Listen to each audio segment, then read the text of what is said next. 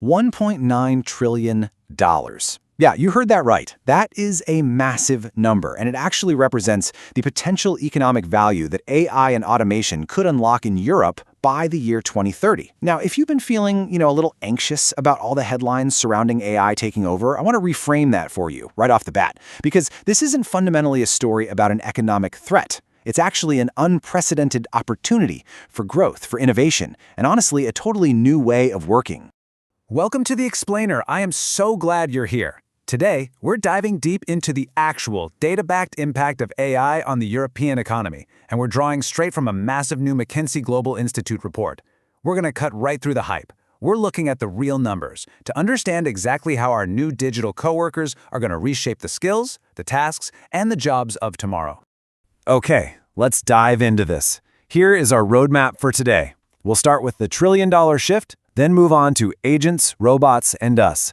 From there, we'll outline the 7 job archetypes, discuss the rise of AI fluency, and finally, we'll wrap up by looking at redesigning European work. All right, Section 1, the trillion-dollar shift, the big picture of European automation. So looking at the big picture, Europe is currently dealing with a shrinking and aging workforce, persistent labor shortages, and honestly, slower productivity growth than peers like the US. To stay competitive, we absolutely have to integrate people and technology better. Now, across 10 major European economies, 58% of current work hours could theoretically be automated using existing tech. But so the crucial point is this: that 58%, it reflects the technical feasibility of automating current work hours. It is not a forecast of massive job losses. It's more of a signal. It signals a shift in how tasks get done, with the remaining 42% still heavily relying on uniquely human capabilities, things like complex judgment and empathy. Moving on to Section 2, Agents, Robots, and Us. Meet your new digital coworkers. To really wrap our heads around this massive shift, we need to define exactly what technologies we're talking about here. We all tend to use the term AI as this big catch-all, right? But the reality on the ground is broken down into 2 very distinct categories.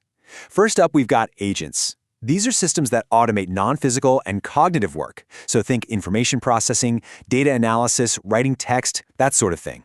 And on the flip side, we have robots. These guys automate physical work out in the real world, like operating heavy machinery, moving materials around, or doing manual tasks. And when you map those 2 definitions onto the European economy, the results are honestly pretty striking. Roughly 2/3 of all European work hours involve non-physical activities. Because of that, a whopping 82% of that $1.9 trillion in potential value is going to come from software agents. Robots make up the remaining 18%. And it makes sense, right? Robotics require some serious upfront investment, whereas agent-based systems, well, they can be rolled out and scaled up incredibly fast. Section 3, the 7 job archetypes, where you fit in. Now, you might be wondering, where exactly do I fit into this whole landscape? Well, the report categorizes about 800 different occupations based on how people, agents, and robots are going to interact. And this brilliantly illustrates that the future is fundamentally about collaboration. Get this, 27% of employment falls right into hybrid roles. These are jobs where humans are completely central, but they are actively working alongside machines. Picture a plumber using AI to help diagnose a tricky leak, or a medical assistant managing patient files with a software agent while still giving that crucial hands-on care. Let's walk through this matrix to kind of see the whole picture. Up at the top, we have people-centric roles, making up 31% of the workforce. These are your teachers, your nurses, general managers, roles that absolutely rely on interpersonal interaction and human judgment. Then right in the middle, we have those hybrid roles we just talked about, sitting at 27%. And finally, AI-centric roles at 42%. We're talking about jobs like accountants or software developers, which involve highly structured tasks that agents and robots can really heavily streamline. All right, Section 4, the rise of AI fluency, the skill shift. Okay, let's zoom all the way down to what this means for your actual resume and your day-to-day tasks, because here is perhaps the most reassuring statistic in the entire report. 75% of the skills demanded by European employers today are used in both automatable and non-automatable work, meaning your current skills aren't becoming obsolete. Not at all. They are shared skills. You'll simply be applying them in close collaboration with AI, not getting replaced by it. But to really thrive in this new collaborative setup, you need what the report calls AI fluency. This is basically the practical ability to use, manage, and create with AI systems in your daily work. The key takeaway here? You absolutely do not need to be some hardcore software engineer building complex AI architectures from scratch. Nope. You just need to know how to effectively talk to these tools, interpret what they give you, and then apply your own human judgment to the results. And the demand for this specific capability, it is literally skyrocketing. Since 2023, employer demand for AI fluency has exploded fivefold across Europe.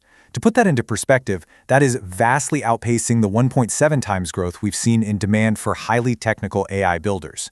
From logistics coordinators to HR specialists, organizations are just desperately looking for domain experts who simply know how to leverage AI. Section 5. Redesigning European work, the path forward. Having the right tools and the right skills is really only half the battle, though.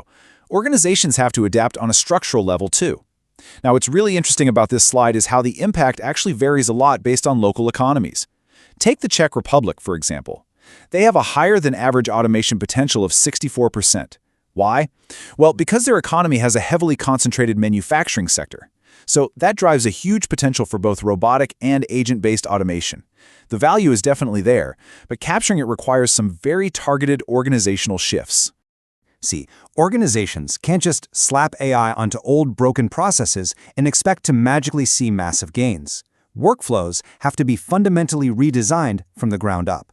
We're talking about collapsing unnecessary handoffs, integrating fragmented activities, and just completely rethinking how a process flows from start to finish. When you redesign a workflow specifically around people, agents, and robots working together seamlessly, that is when you unlock the true economic value. So, if you take one thing away from everything we've explored today, make it this core thesis. Workers will shift from executing tasks themselves to orchestrating systems that perform them. Let that sink in.